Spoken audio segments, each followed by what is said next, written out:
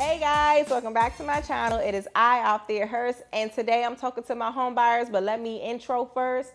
Hey y'all, it's your real estate girl, Althea Hurst, where I'm here talking about all things real estate. Whether you are buying a home, selling a property, or you're a realtor looking to get some good gems in your business, I am your girl, okay? So today, I think I've actually done a video about this before, but I kind of want to elaborate on it. Avoiding these common mistakes as home buyers. And I have to say this as home buyers in general because these are not common mistakes that just first-time home buyers make. Second time, third time, fourth time, fifth time, home buyers make these mistakes. And I need for you guys to avoid them, okay? So firstly, now that we have a new law into place, and maybe I will make a video about that as well, prior to you showing or viewing a home, you must have a signed buyer's agency agreement with a realtor. Now, prior to this law coming into effect, realtors were able to show you properties without having a signed buyer's agency agreement. You can call up a realtor and say, hey, can I schedule a showing? Now, most realtors wouldn't show you without one, or they wouldn't show you without a pre-approval at minimum, but you were able to do it. Now, if you want to see a house, you have to be signed to that agent in order for that agent to open up that door for you. But here's the thing. It's not only just about being signed to that agent via a buyer agency agreement. Most realtors will need a buyer agency agreement and a pre-approval. So that brings me back to my first most common mistake, which is skipping the pre-approval process. Now, I always have to tell people, when you're looking to home buy, don't go from step 5 to step 1, then to step 7, then to step 8. It's literally a 1, 2, 3, 4, 5, 6, 7, 8, 9, 10 step process.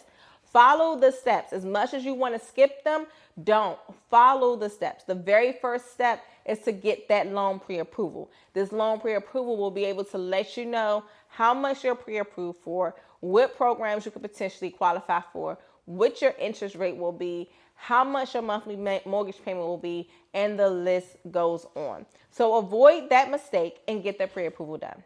The second mistake that I need for you guys to avoid is bringing people along with you who are not paying your mortgage. Can I say that again? I'm going to just say it in simple terms, and I said this before. Opinions don't pay your mortgage.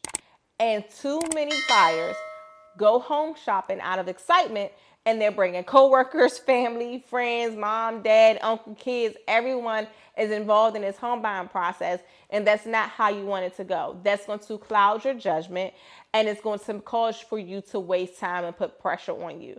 When you are looking to purchase a property, please try your best to only have the people who will be paying the mortgage present at these home showings, okay? The next one is skipping out on the home inspection. Now, granted, I understand that we're in a competitive market, and with us being in a competitive market, sometimes if you're asking for a home inspection, it makes your offer a lot weaker. I get it, okay? However, I would never advise for my clients to not do a home inspection. You would never hear me come out my mouth and say, hey, you know what? Skip the home inspection. You don't need that anyway. Let's get this house. I would never tell you that. However, I would give you the option, and maybe I'll make a video about that for my realtors. I would give you the option to let you know what your options are in order to increase your chances of winning the offer or winning the home. But ultimately, it is up to you as the buyer. Never feel pressured. If you ask me, make sure you get an inspection done, even if it's an as-is inspection, okay? The next most common mistake that you need to avoid, and I'll make this my last one, which is not being truthful and forthcoming.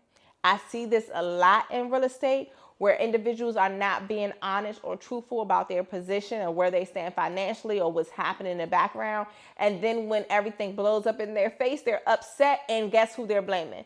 The realtor or the lender or the title company, when extensionally you're just as human as we are, and yes, you can make a mistake in a transaction. So when you are entering into a real estate transaction, please be upfront and honest. If you recently made a cash deposit, talk about it.